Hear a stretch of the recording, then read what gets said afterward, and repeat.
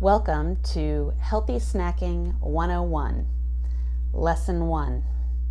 Keep your eye on the prize. So many of us want a healthy snack, but we are out of time. We don't have the money to buy organic produce and organic crackers and organic almond butter, which is $15 a jar.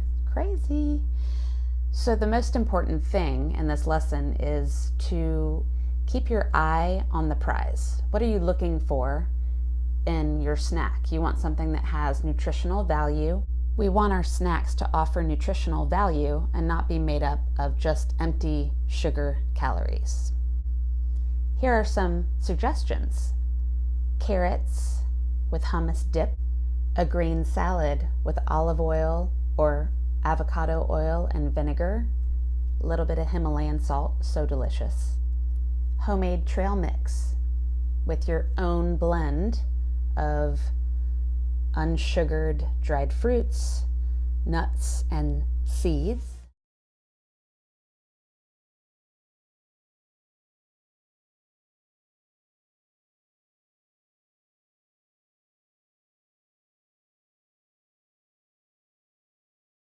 Keep an eye out for lesson number 2 coming soon.